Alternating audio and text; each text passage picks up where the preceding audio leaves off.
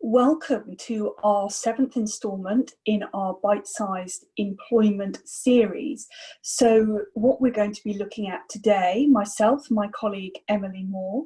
Hello Emily, how are you? Hi Sara, very well thanks. How are you? I'm well. So we've got a really exciting setup today. We're going to be touching on the good, the grant that's come through for the arts. We're going to be looking at the Modern Slavery Act, and then we're going to touch a little bit upon the future of work. So first of all, the arts. Is there anything we need to know on this score, Emily? Well, yes, Sara. So there have been some considerable developments in this area at the beginning of this week. So there were evidently huge concerns that the coronavirus job retention scheme was not going to be sufficient to protect all sectors, and in particular the arts sector. So the UK government has now announced a £1.57 billion support package to help weather the impact of the pandemic on Britain's arts, culture and heritage industries. So it's a clear acknowledgement of the outstanding contribution that the arts and culture industry makes to the UK economy. According to a 2019 report from the Arts Council, the arts industry contributes £10.8 billion a year to the UK economy and generates approximately 3,500 jobs. So it really is, when you see the numbers broken down in that respect, it's incredibly important that this package has been announced. And it's so timely because we know that there were redundancy consultations being expected. National Theatre was talking about them, Delphont Mackintosh, Birmingham Hippodrome. So we would refer you to our Alternatives to Redundancy series because it looks like there's money that will be coming down the pipeline. And more importantly, we're expecting, with social distancing being observed, that theatres may be able to open either to perform outdoors or a pared down version of performances indoors. And I'm sure you, like me, are very excited we don't just have to choose now between Netflix and Disney Plus, and that we may get a bit more variety in our arts and culture scene. Absolutely, Sara. And I think at that stage, can we move on to modern slavery? And the reason I want to talk about this, Emily, you may have seen all the reporting about Boohoo this week, and it really has been a perfect storm, hasn't it? We've had COVID-19, exploitation, particularly of BAME workers, and questions of modern slavery. I mean, what are your thoughts on all of this news? So Sara, this is obviously a huge story, and in particular, I've been taking a look at the campaign group Labour Behind the Labels report on the Boohoo scandal. So they've reported on the working practices of Boohoo during the COVID-19 period. And the report, firstly, it tells us that the Boohoo Group Limited accounts for a massive 75 to 80% of production in Leicester. So I think that's quite a staggering statistic in itself. And the findings contained in the report about the working practices are also staggering, to say the least, aren't they, Sara? Well, quite. I mean, it shows there are numerous examples of exploitation. Looking at workers' rights, you had all of these factories that remained open during lockdown, and that's the severe bit of early lockdown. Health and safety violations abounded. We've got everything from poor ventilation to people being compelled to work when they had symptoms of COVID.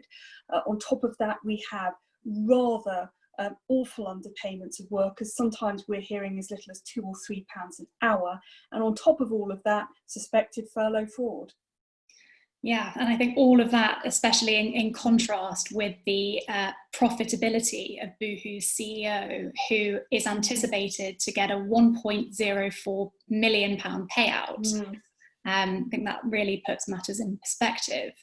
I think it's also important to mention, Sara, that the report also addresses the exploitation of those without documented residence status or entitlement to work.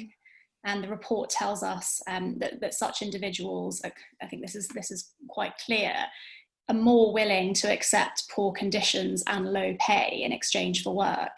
And I should also mention that the majority of the complaints addressed in the report are linked to suppliers producing for Boohoo and its sister brands, rather than Boohoo itself. So since this story surfaced, Priti Patel has asked the National Crime Agency to investigate modern slavery in Leicester's clothing factories. And I think whilst we're on this topic, we should briefly touch on the key piece of legislation in this area, which is, of course, the Modern Slavery Act 2015. So that has an emphasis on making businesses combat slavery and trafficking in their supply chains. And so it has a particularly clear impact on the cleaning, construction, catering, food and clothing industries, to give just some examples. Mm. And Section 54, we've discussed this before, that is the reporting, if you like, framework. So this includes all companies and partnerships where they're carrying on business within the UK, supplying goods and services, where the turnover is more than 36 million. That includes subsidiaries, that's quite important. And this happens each and every financial year. So it looked a bit toothless initially, because the Secretary of State can take civil proceedings to make a commercial organisation produce one of these statements. However, as we've seen from Boohoo, what happened the day of the announcement is the share value dropped 22.9%. So getting it right really is important. But there's been an independent report, hasn't there? And I think that's quite interesting to touch upon as well. There was, yes. So the final report on the review into the 2015 Act was produced on the 22nd of May 2019. And that contained 80 recommendations, including the suggestion that there could be an augmentation of directors' duties, leading to potential disqualification if slavery is identified in their organisation, or if they fail to report under Section 54, as you just outlined. Unfortunately, that doesn't look like it's being taken up at the moment, but the government is interested in supporting mandatory contents for reporting, and how they describe it is how the quality of those statements can be improved. And they are going to look at 6 specific areas which at the moment are recommended, but they're going to remove the ability of companies and organisations just to say no steps have been taken to address modern slavery, which is what is happening now. But I think with Boohoo, you and I have both discussed and agreed that we think more corporate liability provisions are probably likely to follow. But in the meantime, what's the Home Office statutory guidance saying about areas to address?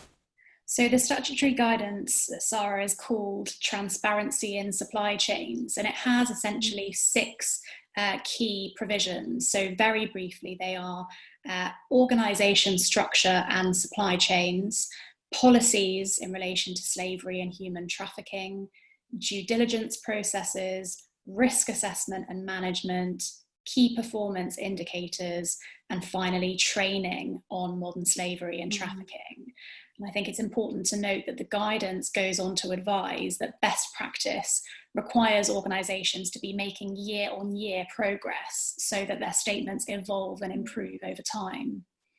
Well, I think where we want to conclude here is on the 20th of April this year, the government, because of coronavirus, said you can have an extra 6 months to produce these statements, but the statement needs to explain the reason for delay.